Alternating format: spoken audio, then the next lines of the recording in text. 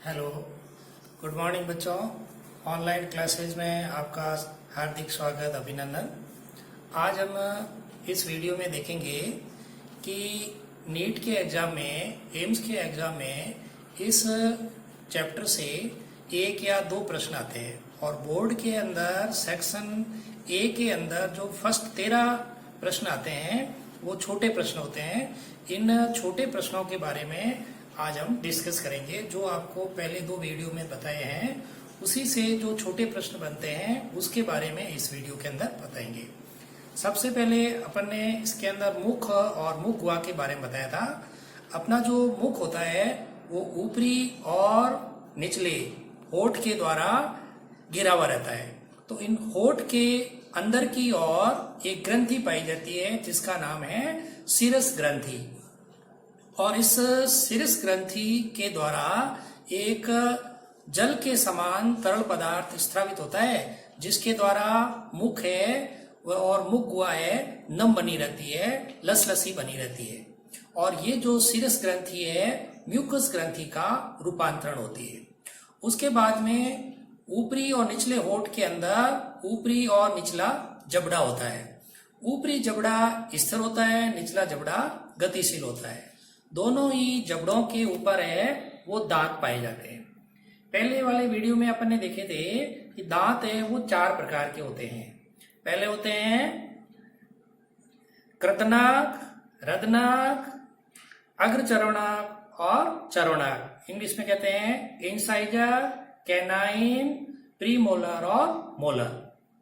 सबसे पहला जो दांत होता है जिसको अपन कृतनाक या इंसाइजर कहते हैं, ये इंसाइजर 2 जोड़ी ऊपरी जबड़े में होते हैं, 2 जोड़ी निचले जबड़े में होते हैं। और ये जो इंसाइजर दांत होते हैं वो लंबे होते हैं, छेनी के आकार के होते हैं। हाथी के अंदर जो हाथी दांत होते हैं वो इस इंसाइजर दांत का ही रूपांतरण होता है। दूसरे जो दांत होते हैं रदनक दांत, जो कि लंबे नुकीले होते हैं और मांसाहारी प्राणियों में अधिक विकसित होते हैं। और इनकी जो संख्या है वो 1 जोड़ी ऊपरी जबड़े में होती है, 1 जोड़ी निचले जबड़े में होते हैं। तीसरे प्रकार के जो दांत होते हैं जिसको अग्रचर्वणक कहते हैं और ये त्रिकोणीय होते हैं और इनकी संख्या 2 जोड़ी ऊपरी जबड़े में होती है, 2 जोड़ी निचले जबड़े में होती है। चौथे प्रकार के जो दांत होते हैं जिसको कहते हैं चर्वणक या मोलर दांत, और इसकी आकृति है वो चौकोर होती है। और ये जो दांत होते हैं जबड़े के अंदर मैक्सिला और मैंडिबल अस्थि से जुड़े हुए रहते हैं। दांत के 3 मुख्य भाग होते हैं। एक भाग होता है जो मसूड़े से बाहर निकला हुआ रहता है जिसको क्राउन कहते हैं, शाफ्ट कहते हैं या शिखर कहते हैं। और ये जो शिखर है इसके ऊपर इनेमल का कठोर आवरण होता है और इस इनेमल का जो निर्माण है वो एमिलोब्लास्ट कोशिका के द्वारा होता है। और इनेमल है इसके अंदर कैल्शियम फॉस्फेट और कैल्शियम कार्बोनेट के लवण पाए जाते हैं तथा एमिनोजेलिन तथा इनेमलिन नामक प्रोटीन पाई जाती है। ये इनेमल का संगठन है कि इनेमल का निर्माण कौन सी कोशिका के द्वारा होता है? एमिलोब्लास्ट कोशिका के द्वारा होता है। और इनेमल का निर्माण किससे होता है? इनेमल का निर्माण है कैल्शियम फॉस्फेट और कैल्शियम कार्बोनेट जिसकी मात्रा होती है 96% और 3% इनेमल के अंदर जल की मात्रा होती है और 1% इसके अंदर प्रोटीन होती है जिसका नाम है एमिलोजेनिन और इनेमेलिन प्रोटीन होती है। उसके बाद में इनेमल के अंदर डेंटिन नामक पदार्थ पाया जाता है और इस डेंटिन का स्त्रावण ओडोंटोब्लास्ट कोशिका के द्वारा होता है।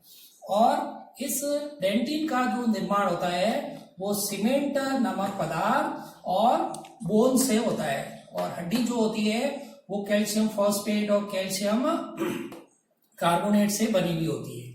डेंटिन के अंदर एक पल्प गुहा पाई जाती है। इस पल्प गुहा के अंदर संयोजी ऊतक, रक्त कोशिकाएं, तंत्रिकाओं के तंतु पाए जाते हैं जो कि दांतों को पोषण प्रदान करने का काम करते हैं। पल्प गुहा के आधार पर एक छिद्र पाया जाता है जिसे एपिकल फोरामेन कहते हैं।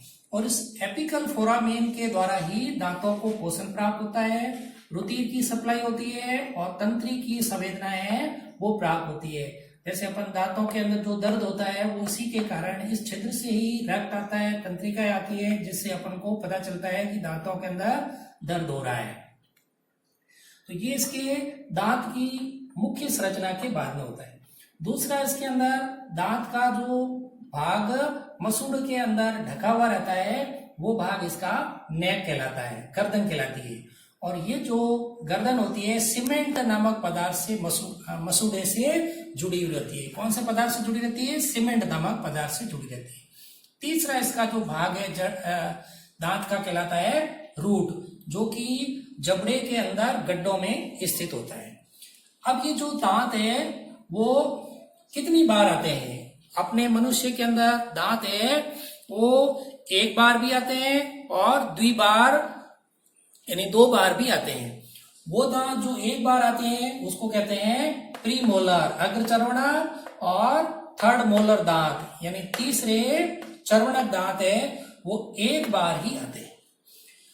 कुछ दांत ऐसे होते हैं जो 2 बार आते हैं, जिसमें इंसाइजर, कैनाइन, फर्स्ट और सेकेंड मोलर दांत या चर्वणक दांत, इनको द्विबारदंती कहा जाता है।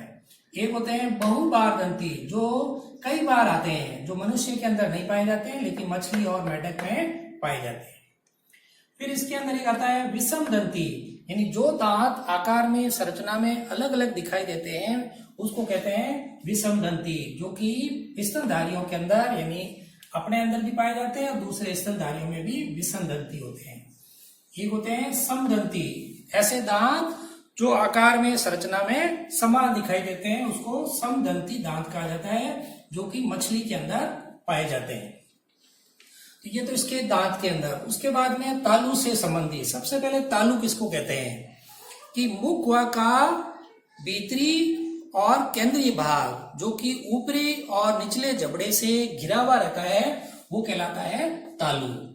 तालु 2 प्रकार का होता है, कठोर तालु और कोमल तालु।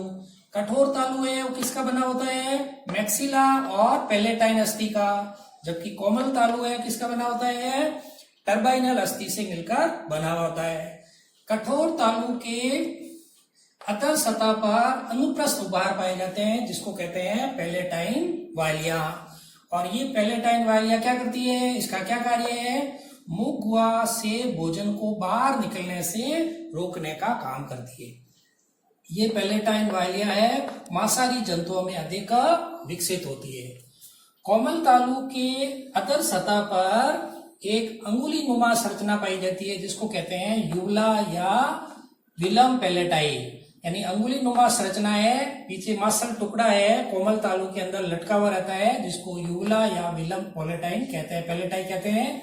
और ये यूला या विलम पैलेटाई इसका क्या कार्य है? आंतरिक नासा छिद्रों को बंद करने का काम करता है। यानी जब अपन भोजन ग्रहण करते हैं तो ये यूला इस आंतरिक नासा छिद्रों को बंद कर देता है, जिससे भोजन के कारण श्वास नली में नहीं जाते हैं। ग्रसनी कहाँ स्थित होती है? कोमल तालु में स्थित होती है। और ये कोमल तालु है वो ग्रसनी को 2 भागों में विभाजित करता है, एक नासा ग्रसनी और एक मुख ग्रसनी। नासा ग्रसनी कौन सी होती है कि ग्रसनी का जो भाग आंतरिक नासा छिद्रों की ओर होता है यानी उसको कहते हैं नासा ग्रसनी, और ग्रसनी का जो भाग नीचे की ओर होता है मुख गुहा की ओर उसको कहते हैं मुख ग्रसनी। उसके बाद में आंतरिक नासा छिद्रों की ओर एक जोड़ी युस्टेकियन नलिका के छिद्र पाए जाते हैं जो कि अपने मध्य कर्ण से संबंधित होते हैं। और इसका क्या कार्य है युस्टेकियन नलिका का? इसका मुख्य कार्य है वायु दाब को नियंत्रित करना। उसके बाद में मुख के अंदर होती है जीभ जो कि मांसल टुकड़ा होता है। इसका अग्र भाग है वो स्वतंत्र होता है और पश्च भाग है वो फ्रेनुलम लिंगुम द्वारा हायोइड उपकरण से जुड़ा रहता है जीभ का भाग। जीभ के अंदर 2 प्रकार की पेशियां होती है, ऐच्छिक पेशियां जिसको बहुत कहते हैं। एक होती है बाह्य पेशियां, एक होती है आंतरिक पेशियां। बाह्य पेशियों को कहते हैं एक्सट्रिंसिक मसल्स और आंतरिक पेशियों को कहते हैं इंट्रिंसिक मसल्स। बाह्य जो पेशियां होती है वो जीभ को अंदर और बाहर ले जाने का कार्य करती है, जबकि जो आंतरिक पेशियां होती है वो जीभ की आकृति में परिवर्तन करने का काम करती है। उसके बाद में जीभ के ऊपर पाई जाती है स्वाद कलिकाएं या पेपिली। कितनी पाई जाती है? 4 पेपिली पाई जाती है। अग्र सिरे पर होती है फंजीफॉर्म, जिसके कारण जीभ का रंग है वो गुलाबी होता है और इसके कारण मीठे और नमकीन स्वाद का ज्ञान होता है। दूसरी होती है फिलीफॉर्म, जो कि जीभ की पूरी सतह पर होती है लेकिन इस पर किसी भी प्रकार की कोई स्वाद कलिकाएं नहीं होती है। तीसरी होती है सर्कुमवेलेंट पेपिली, जो कि कड़वे का ज्ञान कराती है और ये पश्च भाग पर पाई जाती है। चौथी होती है फोलिएट पेपिली, जो कि खट्टे का ज्ञान है वो करवाती है। तो जीभ के अंदर 4 प्रकार की है वो पेपिली या स्वाद अंकुरण पाई जाती है। उसके बाद में मुख के अंदर पाई जाती है 3 लार ग्रंथियां। एक होती है पैरोटिड ग्रंथि, जो कि कान के पहले पाई जाती है। दूसरी होती है सब मैक्सिलरी या सब मैंडिबुलर ग्रंथि, जो कि दोनों जबड़ों के संगम पर पाई जाती है। और तीसरी होती है सब लिंगुअल, जो कि निचले जबड़े पर यानी जीभ के नीचे की ओर स्थित होती है। जो पैरोटिड ग्रंथि है ये कान से पहले पाई जाती है और मम्स के समय ये फूल जाती है, जिससे यहाँ पर पूरा जबड़ा और ये इसमें स्वेलिंग आकर के सूज जाती है। पैरोटिड लार ग्रंथि के द्वारा ही टॉयलिन एंजाइम का स्त्रावण होता है, जो कि भोजन के अंदर प्रोटीन का पाचन करने का काम करता है। सबसे अधिक लार का स्त्रावण करने वाली ग्रंथि होती है सब मैक्सिलरी या सब मैंडिबुलर ग्रंथि, जिसके द्वारा सबसे ज्यादा लार निकलती है।